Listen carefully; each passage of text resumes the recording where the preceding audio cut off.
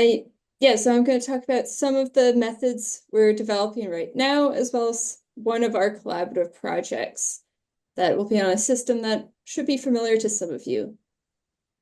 So this is just sort of my general title, and I asked an AI image generation to make a picture of the cell cycle to put on this slide, and this is the best it did. It's at least a cycle. I don't know if it's a cell cycle, but it's the state of AI at the moment. So the first project I'm going to talk about is really driven by this question of if we have, say, single-cell RNA-seq from a tumor, including its tumor microenvironment, one of the questions we might want to ask is which of these cells are proliferating and how many of them are proliferating? Because it's well established that the more cell proliferation you have in a tumor, the worse the outcome for the patient is. But we can also be interested in, for instance, proliferation of the T cells or macrophages that might give us clues to the immune microenvironment and how we might manipulate that. So the first one we turn to, which pretty standard for everyone, is SURAT. SURAT has an inbuilt cell cycle classification method. So it simply takes unlabeled cells, calculates the normalized expression within those cells, looks at a handful of genes that are upregulated in either G1S or G2M based on the available literature.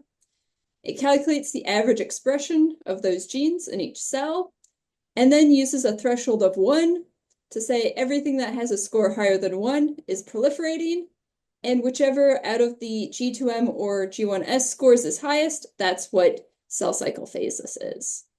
So you can be either G2M or S, or you've got scores for both that are less than 1, and then you're G1. And that's how you get these labeled cells. So if we run that on this cancer data set, so this is actually Big Cancer Atlas, you can see we find lots of cells that are proliferating. In fact, pretty much every single cell type, according to SURAT, has some proliferating cells in it, except for the endothelial cells, because there's only a handful of those. But oligodendrocytes, mural cells, astrocytes, B cells, T cells, macrophages, they're all proliferating according to SURAT, some more than others.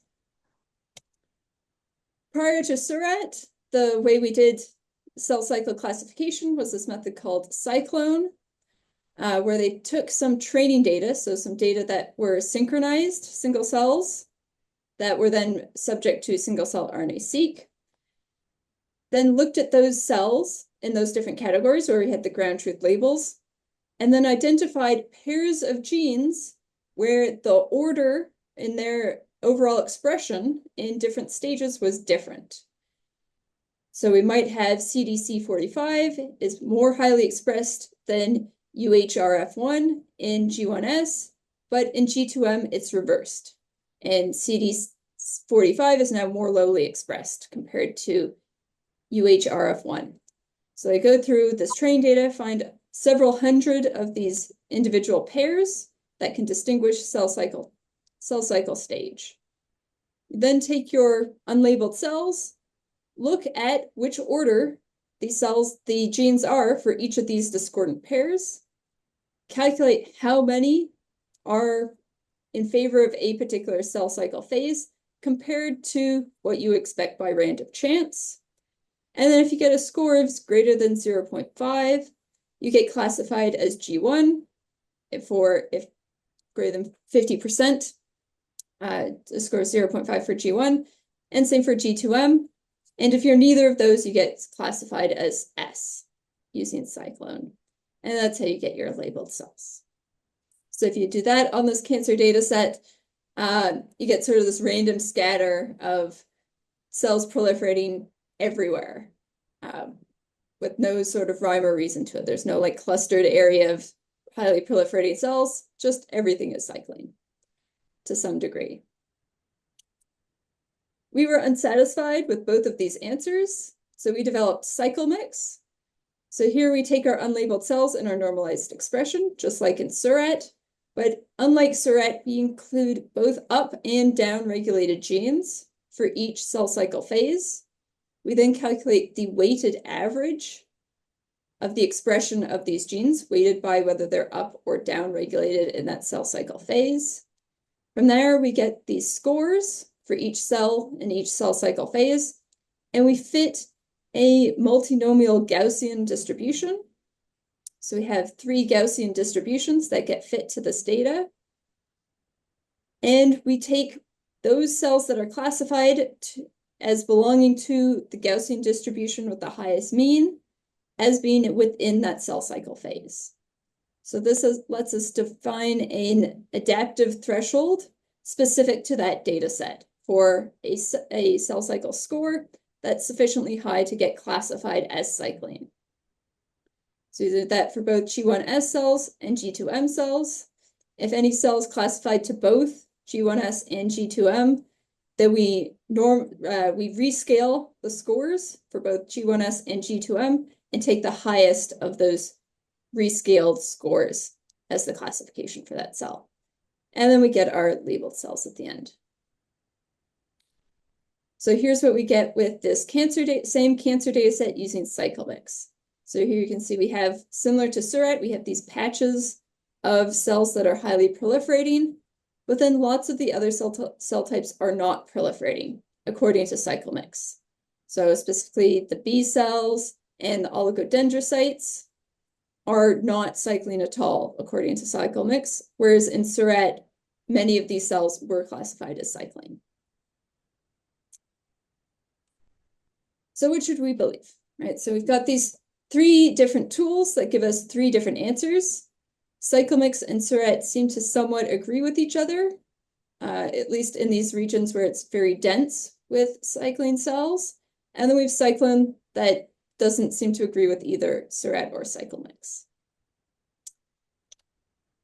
So to test this, we went out into the literature and collected a bunch of ground truth data sets where we knew the cell cycle phase based on some orthogonal test.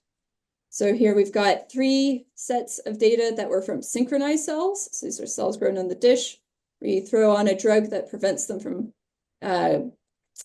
from duplicating their DNA. So they all get stalled at the end of G1.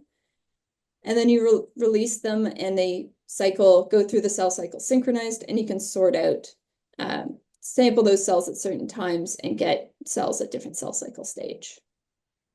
And then we had 2 data sets where they used fluorescent markers of certain cell cycle proteins, and then could use that fluorescence to sort out cells in different cell cycle phases. And we could get those labels for each cell based on that method as well. So we take all these data sets, we run Suret, Cyclone, and CycleMix on each one, and we compare their labels to these ground truth labels that we know are true for each of these data sets.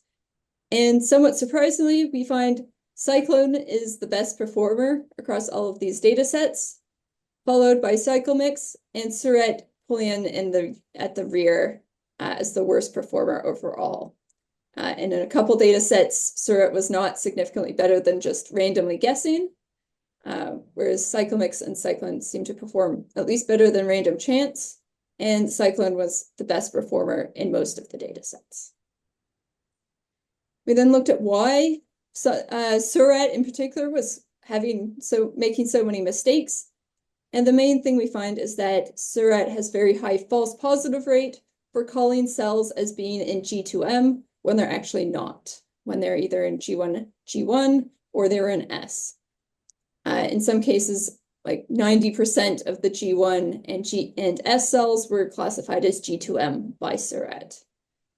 In contrast, where CycleMix was making most of its mistakes was the opposite. So it was finding a lot of G2M cells and not classifying them as G2M. It was classifying them as S or G1 instead. We also looked at the runtime. So in this case, Suret and CycleMix are incredibly quick. We're talking seconds for looking at 10,000 cells, whereas Cyclone is about 100 times slower to run, just due to the number of computations it has to do. However, this seemed to disagree with what we saw on our cancer data set. And our cancer data set Surratt and Cyclemix seemed to give much more sensible answers than Cyclone did. And when we looked at these data sets a bit more carefully, we could see why. All of these ground truth data sets are using very old single-cell RNA-seq methods. So we're talking SMART-seq2, Fluidigm-C1. These are methods where we sequence the entire transcript of the cell, and we're not using unique molecular identifiers. We're not using these droplet-based methods where you can get thousands of cells. The biggest of these data sets had 400 cells in it. And some of them, right, so this one at the top, Sasagua, that only had 56 cells in it. So pretty obviously our method that's fitting these Gaussian distributions isn't going to work well when we have so few cells. But we're also looking at very different gene expression than we're used to in droplet-based methods. So we tried taking these ground truth data sets and downsampling them to look like droplet-based UMI tagged data sets, and also increasing the number of cells we had. So we had now 3,000 cells, each downsampled from these original data sets. However, even though we downsampled to the same number of total UMIs per cell, we find the number of detected genes per cell doesn't match what we see in Chromium and other droplet-based methods. So we're still seeing much broader distribution here because just the variability of gene expression measurements in these old full transcript-based methods doesn't match what we see in droplet-based methods. And unsurprisingly, so when we ran Cyclone, Surratt, and Cyclemix on these downsampled data sets, we see very much the same thing as we saw before we downsampled. Although our error bars here are now smaller because we have a lot more cells. But overall, didn't change the conclusions. So we went looking for other data sets we could use. So we went out into cell by gene and found 5 different data sets of adult normal tissue, except for one that was a glioblastoma data set. And here we specifically chose tissues where we knew there should be some cells that are highly proliferative. So we had 2 tissues from the Swang data set that were based on the colon, where we know the transit amplifying cells are very highly proliferative in the intestines, whereas the path and goblet cells are not proliferative, based on lots of observations in the literature. And we went through all of these different data sets and classified the cells, the different cell types, based on whether we thought they should be proliferating or not. So you can see in the glioblastoma data set, the radial glia and the malignant cancer cells we assume should be proliferating, whereas the oligodendrocytes and plasma B cells and astrocytes shouldn't be proliferating. So we go through all of these data sets and classify the cells. We then ran each of our cell cycle classification methods on these data sets and looked at what proportion of our proliferating cell types and our quiescent cell types were classified as proliferating or not. So here you can see Cyclemix performs very well. And the proliferating cell types, we have between 25% and 100% of them classified as proliferating by Cyclemix, whereas the quiescent cell types, most of them had less than 15% of the cells classified as proliferating by Cyclemix.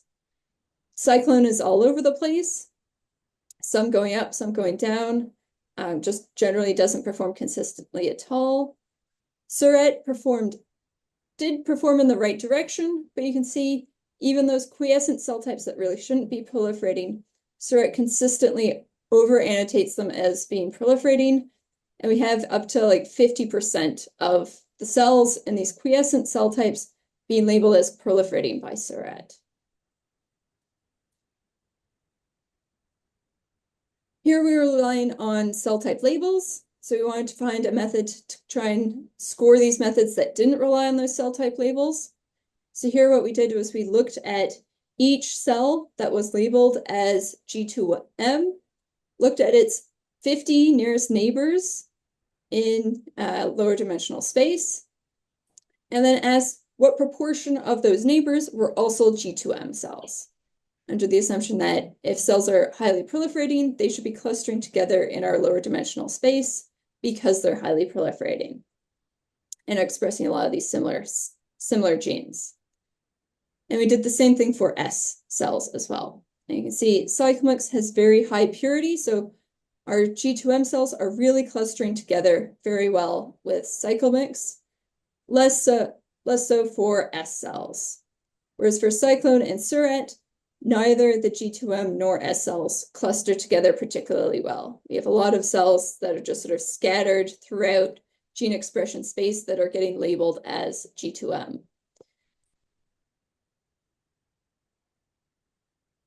So here's just one example. So this was a colon data set. So you can see in purple here, the transit amplifying cells, and in green, the Paneth and goblet cells. So here you can see cyclomix very nicely classifies these transit amplifying cells, and mostly just those transit amplifying cells, as being in G2M or G1S, although we have a little bit of G1S cells in the cluster just below it, but very few to none of the goblet cells and Paneth cells are classified as cycling. Whereas for suret, we do have these transit amplifying cells being correctly identified as highly proliferative, but a lot of other cells just randomly scattered throughout the data set are also being labeled as G2M or S and being classified as proliferating when they really shouldn't be. So here's another example. So this was a bone marrow data set. You can see the progenitors here in purple, and then the fully mature blood-derived cells in green. And again, you can see cyclomix correctly identifies the blood cells, the PBMCs, as not being particularly proliferative, whereas the progenitor cells in the bone marrow are proliferative. Whereas suret is classifying both the blood-derived PBMCs as proliferating and the bone marrow-derived progenitors as proliferating, mirroring what we saw for our ground truth data sets, where suret is just consistently overestimating the number of cells that are actually proliferating. So we also, because cyclomix is using a flexible structure where we can have up and down regulated genes contributing to our score, we realized we could also try and label cells as quiescent directly, because this paper came out in 2013 that identified a whole bunch of genes that are down-regulated in quiescent cells, as well as some genes that are upregulated in quiescent cells. So we grabbed these genes, put them together into our scoring system, so we could score cells based on their quiescent signature, and ran that through cyclomix for each of these data sets. So here you can see each of the data sets and the proportion of the proliferating cells and the quiescent cells that got labeled as quiescent according to the score based on these genes that have been already published. And see, for most of the data sets, it's fairly accurate, with the quiescent cell types having a quite large number of the cells being labeled as quiescent, and very few of the proliferating cells getting labeled as quiescent. The two exceptions here are that bone marrow data set, where actually a lot of the hematopoietic stem cells, which we classified as proliferative, are actually labeled as quiescent. And same for the Merino data set, which is the cancer data set, where a lot of the malignant cells that we classified as proliferative were actually labeled as quiescent. But that might be correct. We're not sure. We could then look at what genes are up or down regulated in the quiescent cells that cyclomix identified compared to the proliferating cells that cyclomix identified in each of these data sets. We found only 4 genes are consistently upregulated in quiescent cells, one of which is known to be involved in cell differentiation, the HNAK gene, and we had a couple of nuclear long non-coding RNAs that it's not so well characterized what role they play. In contrast, we had over 100 genes that were consistently downregulated in quiescent cells across at least 4 out of the 6 data sets we considered. So here I'm just showing the top 20 or so of those genes. You see they're all very nicely and consistently downregulated in quiescent cells. We could then look at the pathways that were associated with those genes. And unsurprisingly, cell cycle comes out here near the top, but a lot of them are actually MYC target genes and E2F targets. Again, this isn't surprising. It's well known that the E2F transcription factor is involved in upregulating proliferation and causing cells to enter the cell cycle. So it makes a lot of sense that those targets would be downregulated in quiescent cells. However, when I said those were the top pathways, I was actually lying. Those weren't the top pathways we found from doing gene set enrichment analysis. Instead, those were what we call condensed pathways, because we got really fed up with pathway analysis, giving us a whole bunch of pathways that had the exact same set of genes contributing to that enrichment. So we developed this tool multipath to condense those down so we could actually see the different distinct pathways in our enriched gene set. So here we take the raw pathway enrichments, where we have our pathway, some sort of p-value, and then those genes that are contributing to that enrichment. We calculate the overlap of the genes that are contributing to these different enrichments, and then we link together pathways that share at least 50% of the contributing genes in your particular pathway analysis test. So we get these sort of graphs of linked pathways that share a lot of overlap between them.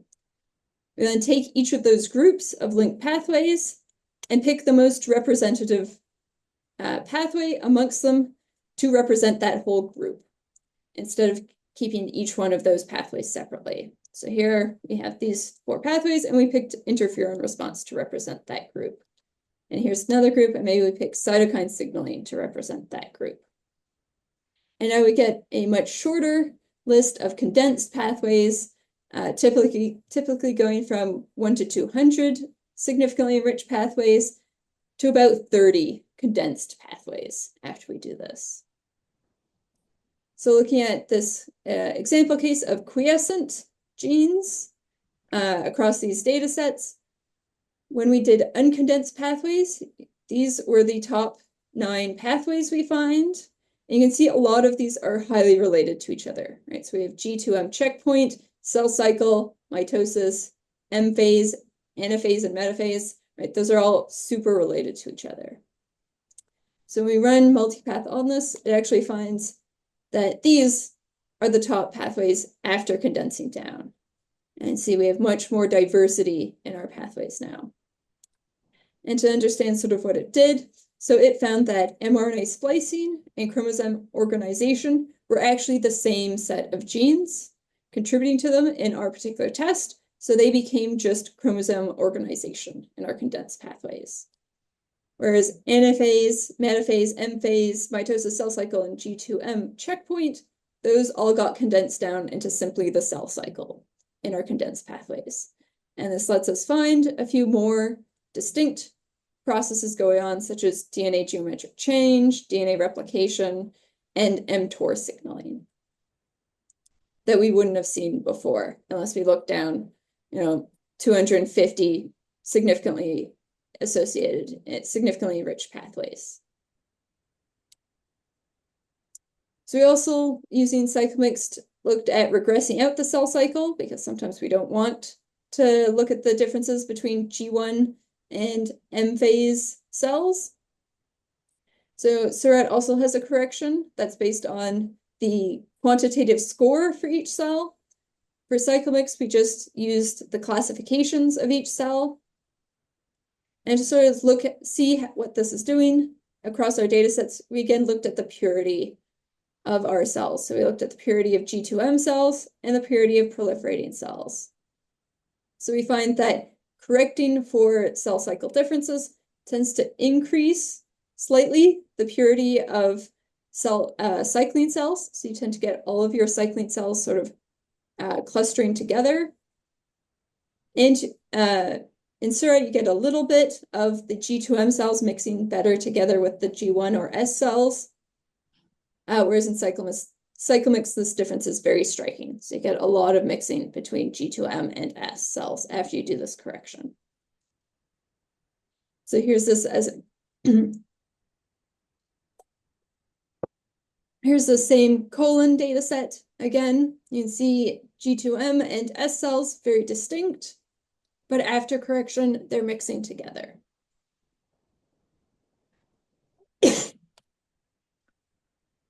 Cyclomix's correction also ended up being quite a bit faster than Seurat if you're looking at very large data sets. So this Merino data set was 300,000 cells. So it really only makes a difference when you're looking at very big data sets. On a few thousand cells, it doesn't really make a noticeable difference which method you use. So why do we care about this? So I talked a little bit about cancer as one case where we care about this. The other case where we really care about this is when we're looking at iPSC-derived cells. So there's a lot of work now going on for regenerative medicine and growing new organs in the dish, or creating organs in the dish that we can then do experiments on from iPSC cells. And obviously we want those cells to be really adult, mature cells. So hopefully they're actually quiescent when we're testing stuff on them and not still in this sort of progenitor proliferative state. So here we were working with Gregory Kent and Blair Gage in the Keller lab over in your side of Ontario. And they took human embryonic stem cells, differentiated them into venous endothelial cells in the dish, and then transplanted them into mice after using a drug to kill the native L-sex in the mouse liver. So this allows these endothelial cells to engraft into the mouse liver. After waiting a period of time, they did the same thing with primitive macrophages that also were derived from embryonic cells in the lab and engrafted those macrophages as well. Then after letting those engraft, they sorted out those macrophages that were now resident in the seek to see whether they have fully matured in the sort of native environment of this humanized mouse liver. So this is sort of what you see at the end. So we have in red our macrophages, our human macrophages, and in green our human endothelial cells inside the mouse liver. In white, we have red blood cells, which I'll talk about in a bit. And then DAPI, you can see where the hepatocytes are in the liver. So we have this nice mix of cells inside the mouse liver. So we did single-cell RNA-seq on them. We find most of the cells are indeed mature cover cells. Some of them appear a little bit activated, but that might have been due to handling of the cells. And then we have a small population of cover cells that were a little bit separate from the main group. And then we had a little bit of contamination as well. So that's looking at the human transcripts. Because these cells are engrafted into the mouse, we can actually look at the mouse transcripts to see what cells these macrophages had been eating. Right? Macrophages are very phagocytic, so they engulf other cells, and when they're in the mouse, they can engulf mouse cells. So looking at the mouse transcripts, we could look at the RNA that mapped to the mouse genome instead of the human genome, and identify what cell types we can see in the mouse transcripts for these human macrophages. So you can see most of the transcripts we found were just sort of random transcripts that we couldn't tell what they were, the cells were too far degraded. But for some of them, we could identify erythrocytes or hepatocytes or endothelial cells that seemed to be what these macrophages were eating. We can then map this back to our human cells to see if there's a particular difference between macrophages that eat different things, and unsurprisingly, there wasn't. So all of these different cell types from the mouse transcripts are sort of randomly scattered amongst our macrophages. Any old macrophage can eat any of these different cell types as it encounters them. So here we actually saw that around 3% of our macrophages appear to be eating erythrocytes. And that's where we can go back to our fluorescence imaging, where we actually tagged the erythrocytes in white in this image. So we can actually look at these images and try and see whether we can actually visually see the macrophages that are eating these red blood cells. So I'll just zoom in here a little bit on some cases where you can see this. So you can see these red macrophages in red with the white red blood cells actually within those cell bodies. And you see several cases here where we have clearly these macrophages have engulfed a red blood cell and are in the process of digesting it. And when we look in the immunofluorescence images, we can estimate about 5% of the macrophages appear to be eating intact red blood cells, which agreed pretty nicely with our single-cell RNA-seq data. So we're very happy with that.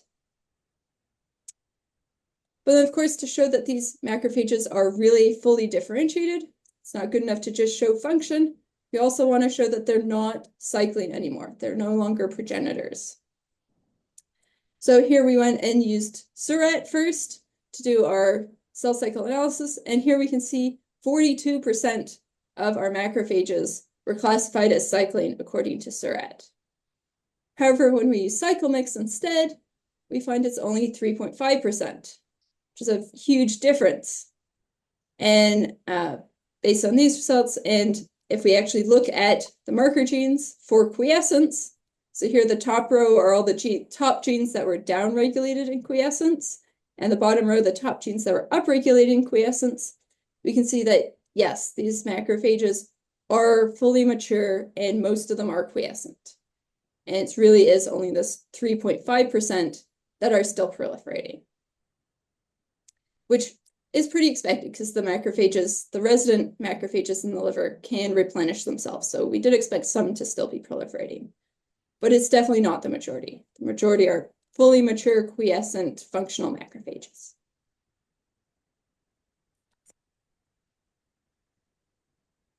Okay, and it's just a quick summary. So CycleMix is a fast and accurate method for doing cell cycle classification, whereas Surat tends to overestimate the number of cycling cells. And we see quiescence seems to be mainly associated with downregulation of the cell cycle. There's not really any upregulated signature that's consistent across cell types.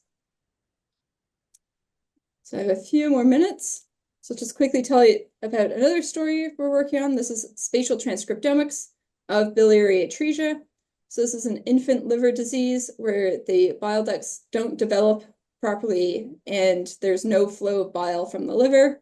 They undergo surgery at a very young age, often before the age of 2, to connect the intestine directly to the liver to try and restore bile flow into the intestines and out of the liver. The causes of this is thought to be inflammation, and in fact, there's a couple of viruses that are associated with this happening in children. And then at late stages, this causes a lot of fibrosis. And even those that undergo this surgery, emergency surgery to restore bile flow, many of them will still require a liver transplant due to the fibrosis this disease has caused before the age of 2. And those that last beyond the age of 2, usually it's still before the age of 10, are requiring a liver transplant. So here we had 4 patient groups. 3 samples where they had a transplant, required to transplant before the age of 2, 4 that had a transplant after the age of 2, and we had some non-BA cholestatic liver disease as controls, as well as some normal liver controls.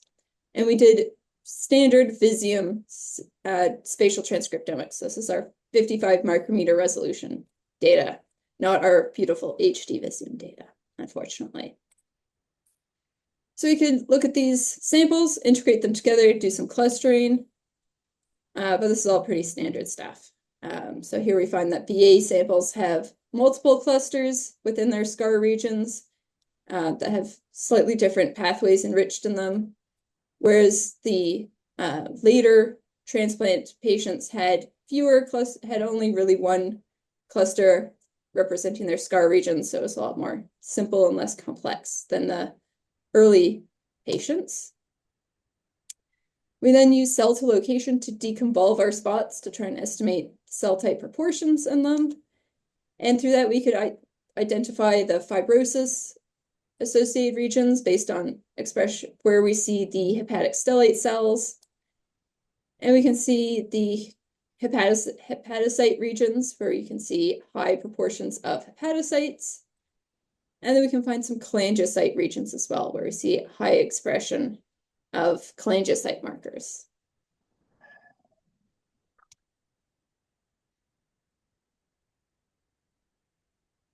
So if we look at the correlation of different cell types frequencies to each other based on cell to location, we find that fibrotic regions have a very complex structure with different patches of different immune cells associated with each other, whereas hepatocytic regions tend to have one big cluster of all of the immune cells, another cluster of the stellate cells, and then your portal and central hepatocytes, whereas these fibrotic regions have like lots of mixtures of different things clustering with each other all over the place. So it's a lot less structured than the normal liver is. If we look at the enrichment of different cell types in these different regions across our different patient groups, we find that in the hepatic regions, our biliary atresia patients have very little portal hepatocytes left. Most of them have been destroyed by the bile buildup. Whereas in the scar regions, we have increase in cholangiocytes. This is due to the known phenomena of cholangiocyte proliferation in these patients, where the cholangiocytes are sort of over-proliferating, trying to reestablish the bile ducts, and for some reason still failing to do so. So as expected, we see the scar regions have increase in cholangiocytes in our biliary atresia compared to other cholestatic diseases. We'll look at pathways that are different between them. The main message here was that lots of basic metabolism seems to be downregulated in biliary atresia, where we have more of this fibrosis related pathways upregulated in BA. We then looked at metabolism using a method called COMPASS, which actually models the metabolic fluxes based on the gene expression.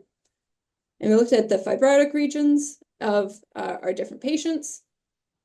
And we can see that bile acid synthesis is actually upregulated in our early patients of BA. So those patients that are going to have their transplant early seem to have more production of bile in their livers than those patients that lasted longer.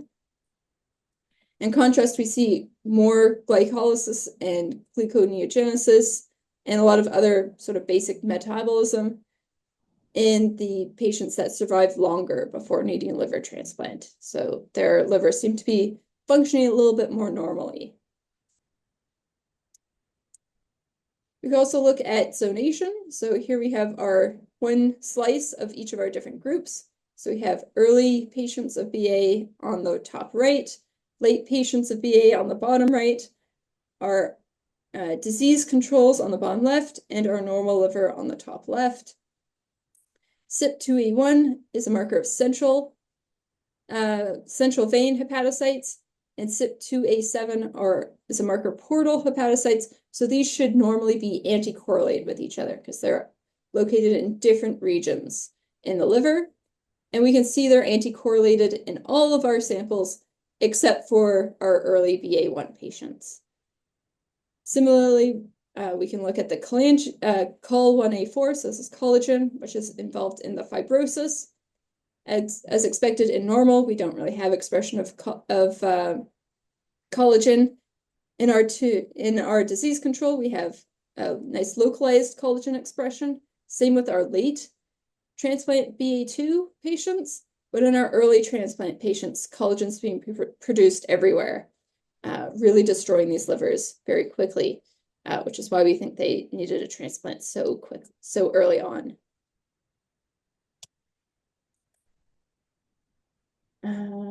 So then I'll just end here with biliary atresia.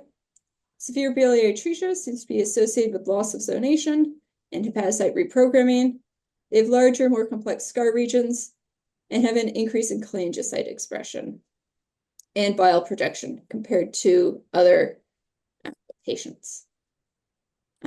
And this is quickly, I'll mention we're just about to release a new method that's for integrating spatial transcriptomics data, and that lets you calculate whether different cell types have changed their location across spatial transcriptomics data.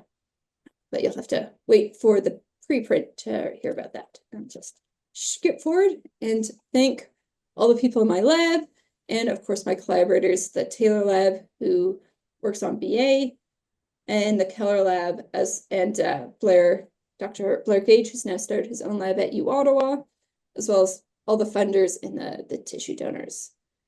And take any questions.